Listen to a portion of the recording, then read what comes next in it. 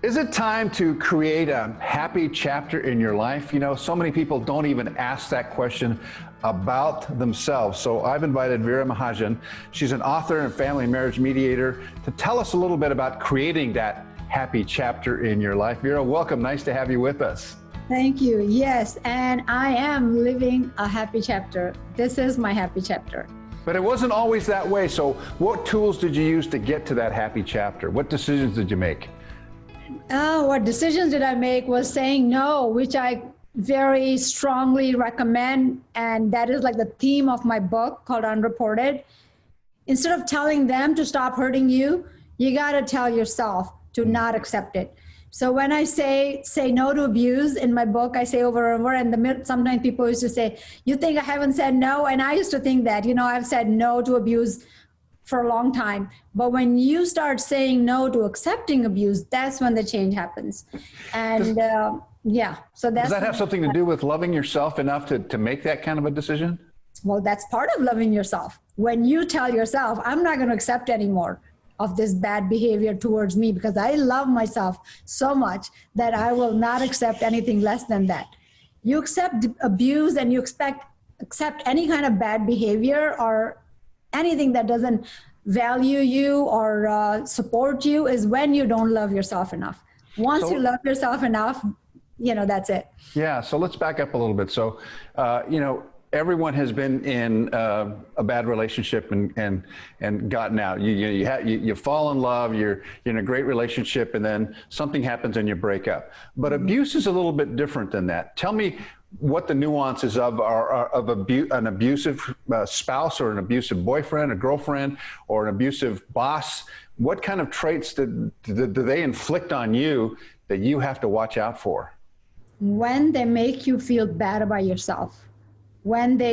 If there's anything in your heart or your feeling is the only measure you have, what's good or not good for you. Otherwise, God is, you know, when they say, God, give me a sign, that's the sign God gives you.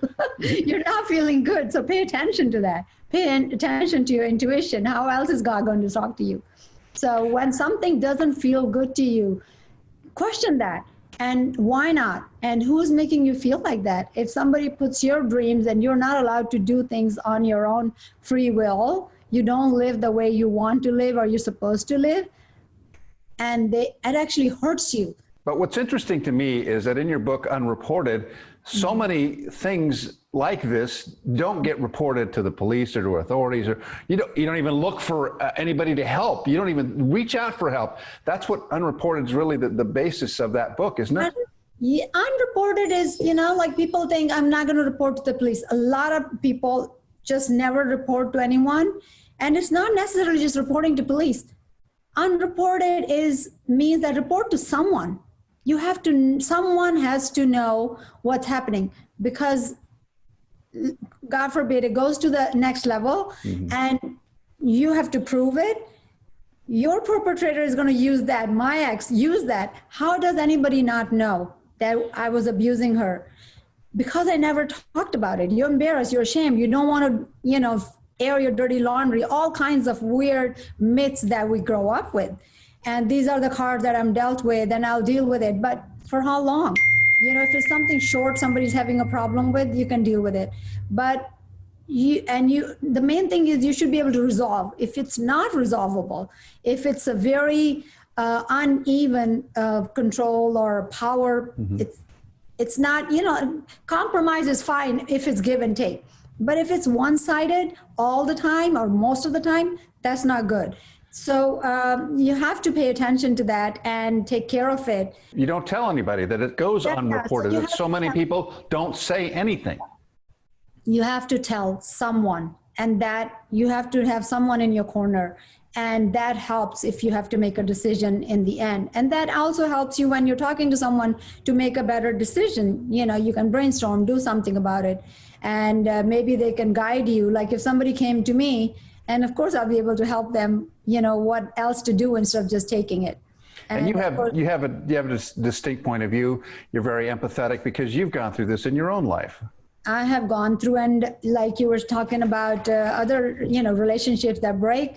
How many people we know, either we have gone through ourselves in abuse. Abuse is like cancer. There's no discrimination in race or color or religion or ethnicity or whatever, you know, or how much money you have. Like I had a huge, like a mansion of a house in Michigan that I lived in. But I used to say the bigger the place, the bigger the fighting ground, because it's not like people said, why don't you just go to the other wing? There was no wing that was safe for us. You know, like my kids could be beaten and we could have had the worst evening. And then he would go put an alarm on us. Like, what are you putting the alarm on? What we're afraid of is in the house. And that helped motivate you to write this book. And why don't you show the book so our audience can see it? It's called Unreported, and it's Unreported, yes. And this is where we start to begin to build that happy chapter in our lives, right? Yes. Tell me one thing that I can do to build a happy chapter in my life. Like right now, I wake up and I am in gratitude of in this beautiful place I live in, and I don't have to be afraid of somebody. And I get up and I say, okay, what does Veera want to do? And that's what Veera does. And you should be always, I think, in that place where you're not afraid of doing what you want to do. And you don't have to always be working to please someone else, because you really never can please anybody. There'll be always more they'll ask. So, you know, you should be able to please yourself and do things for yourself. And, you know, like they say, the cup has to be overrunning or whatever. Fill your runneth over, right? Love yourself, enough, and then love the other person, because you'll have so much love to give. And just a short story, I always tell everybody, there's a couple in my neighborhood, and we went to their anniversary, and we asked the lady, you know, like everybody asks, this is a general question in our anniversary to ask, so what has made this marriage last 15 years? What's the right thing? And she said, just find out what he does and do more of that. And, you know, he's happy. And the guy said, no, find out what she doesn't like and never do that. That's more important. That's more important.